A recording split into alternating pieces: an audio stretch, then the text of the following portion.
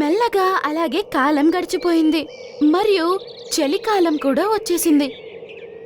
ఓరే దేవుడా, ఈరోజు చాలా చలేస్తుంది. గాలి కూడా చాలా చల్లగా ఉంది. ఈ చలి నుంచి తప్పించుకోవడానికి నా దగ్గర ఒక స్వెటర్ కూడా లేదు. ఏమైంది పోపట్? ఏం మాట్లాడుకుంటున్నావు నువ్వు? అరే పిన్ని, చాలా చల్లటి గాలి వస్తుంది.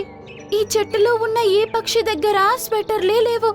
ఎందుకంటే పోయిన సంవత్సరం కొన్నిన అన్ని స్వెటర్ పాడైపోయాయి, చిన్నవి అయిపోయాయి. మరి కొత్త తీసుకోవాల్సింది. చల్లటి గాలి వస్తుందని మీకు తెలుసు కదా. అది మాత్రం కాకుండా చలికాలం వేరే వచ్చేసింది. మిమ్మల్ని మీరు కాపాడుకోవాలి కదా. ఆహా, నాకు అన్నీ తెలుసు. కానీ స్వెటర్లు అమ్ముతున్న ఆ పావురం అది మన అడవి వదిలి వేరే అడవికి వెళ్ళిపోయింది. ఇప్పుడు ఎక్కడి నుంచి స్వెటర్ కొనాలి? ఇప్పుడు చూస్తే చల్లటి గాలి ఎక్కువగా ఉంది. ఇప్పుడు వాళ్ళ గూడులో ఉండడమే మంచిది.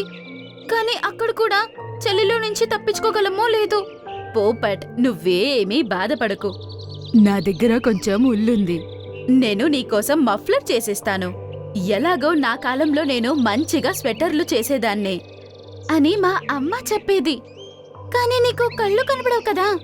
నువ్వు చూస్తూ ఉండు, నీకోసం మఫ్లర్ ఎలా తయారు చేస్తానో చూడు. జుమ్రి పావురం ఒక్క రోజులోనే మఫ్లర్ ని తయారు చేసేసింది మరియు పోపట్ చిలుకకి ఇస్తుంది. అరే వా పిన్ని, నువ్వు చాలా బాగా వేశావు. ఈ మఫ్లర్ ఎంతో మెత్తగా మరియు వెచ్చగా ఉంది.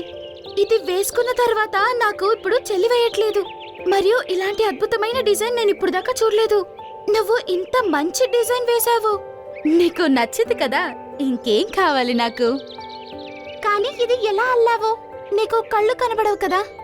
ఆ భగవంతుడు ఒక దారి మూసివేశాడంటే ఇంకో దారి తెరుస్తాడు.